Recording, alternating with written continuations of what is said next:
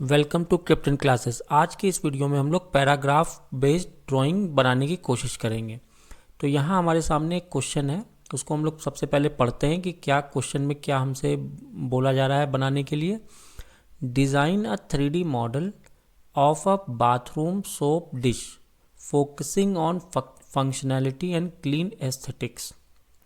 The dish should be made up of plastic and include drainage slots or holes to prevent water accumulation. The overall dimension should be approximate 120 mm into 80 mm into 25 mm with slightly raised base and smooth curved edge. The design should be minimal, easy to clean and rendered in pleasant color. ठीक है, तो इस question में हमें एक bathroom soap dish बनाना है। ठीक है, क्लीन मतलब फंक्शनैलिटी हमें पे फोकस करना है। ड्रेनेज स्लॉट होना चाहिए या होल होना चाहिए उसके अंदर।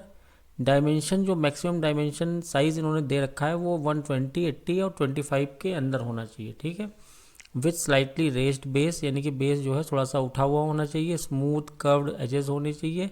मिनिमल डिज़ाइन होना चाहिए, इजी टू क्लीन हो और प्लेजेंट इन कलर हो। तो इसके लिए सबसे पहले देखिए हम कैसे सोचेंगे।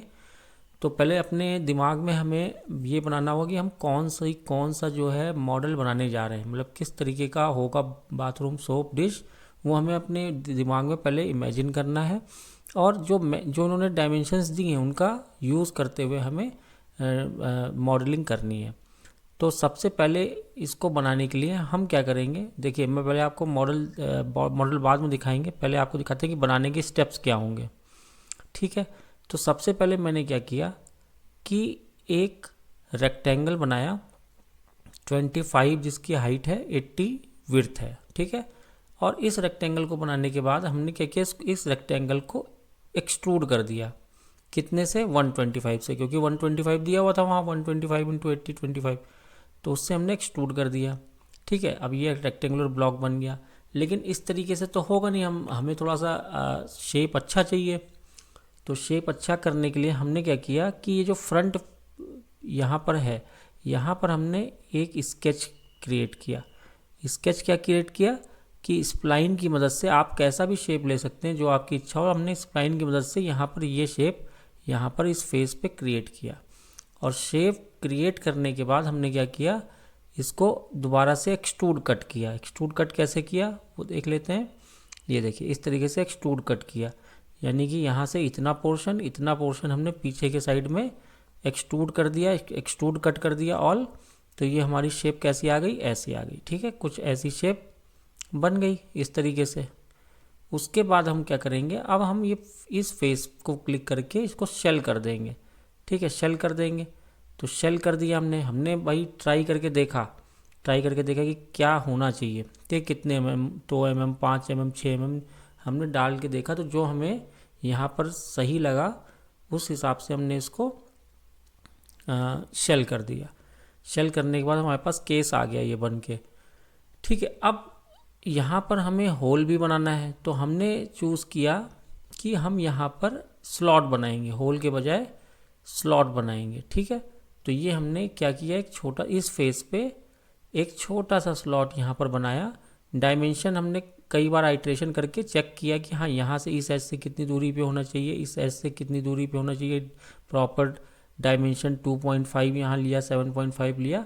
ये आप अपने हिसाब से जो भी आपको लगे सही उसके अनुसार आप स्लॉट लें या होल लें, जो आपकी इच्छा हो उस तरीके से आप कर लें, लेकिन हाँ ठीक होना चाहिए, सही होना चाहिए। ठीक है, ये हमने यहाँ पर ये स्लॉट बनाया, फिनिश स्केच किया और उसके बाद हमने ये स्लॉट यहाँ पर एक्सट्रूड कट कर दिया। ठीक है, इस स्लॉट को हमने यहाँ पर एक्सट्रूड कट कर दिया।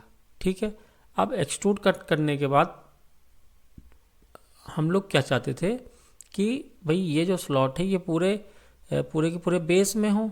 ठीक है, तो उसके लिए हमने यूज़ किया पैटर्न। कौन सा पैटर्न? Rectangular pattern. ठीक है, रेक्टेंगुलर पैटर्न का यूज़ किया हमने, देख लेते हैं। ये रेक्टेंगुलर पैटर्न में हमने क्या किया, इस तरीके से इसको यहाँ पर सेलेक्ट किया ऑब्जेक्ट, उसके बाद एक्सेस, ये वाली एक्सेस और एक वर्टिकल एक्सेस सेलेक्ट की, और यहाँ पर एरो को ड्रैग करके हमने इसको सेट कर लिया थ्रू आउट द बेस। ठीक है, सेट कर लिया। और यहाँ पर काउंटिंग भी हमने देख ली कि भाई कौन सी सही रहेगी, 3, 4, 5, 6, ये सारी चीज़ें हमने डालकर यहाँ पर देख ली। आप चाहें तो यहाँ से आप चेंज कर सकते हैं, ऐड करना चाहें ऐड कर दीजिए, ठीक है, ओके कर दिया।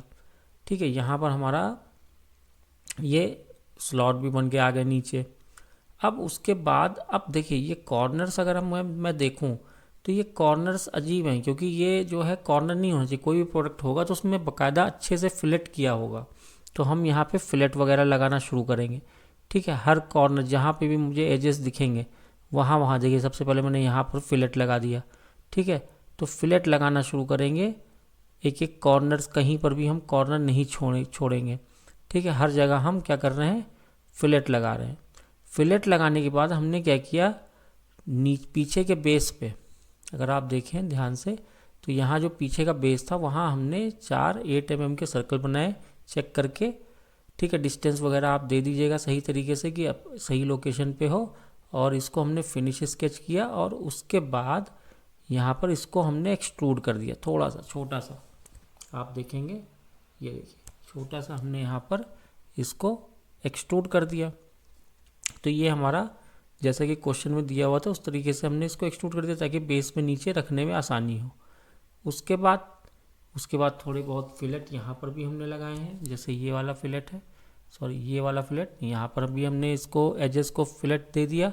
और इस तरीके से ये फाइनल हमारा बन के तैयार हो गया। ठीक है, उसके बाद हमने क्या किया, इसको आप सेलेक्ट कर सकते हैं और ए प्रेस करके आप इसका कोई भी कलर वगैरह जो भी चूज़ करना हो आपको, जो आपको अच्छा लगे कलर, उस तरीके से आप इसको यहाँ पर कलर दे सकते हैं। ठीक है, जो भी कलर देना चाहते हैं, प्लास्टिक देना चाहते हैं, ठीक है, मेटालिक करना चाहते हैं, जैसा आप चाहें वैसा इसको कलर आप दे सकते हैं। ठीक है, अगर आपको मटेरियल सेलेक्ट करना है, अगर कंपलसरी है कि मटेरियल सेलेक्ट करना है तो इसको सेलेक्ट करें, राइट क्लिक करें, फिजिकल मटेरियल में जाएं और उसके बाद यहाँ पर आप देख लें कि भाई प्लास्टिक देना है तो आप प्लास्टिक में गए, यहाँ कहीं प्लास्टिक होगा और उसके अंदर आप कोई भी प्लास्टिक, जो प्लास्टिक आप देना चाहें, मान लीजिए मैं ABS प्लास्टिक देना चाहता हूँ तो मैंने ABS पर प्लास्टिक सेलेक्ट कर लिया।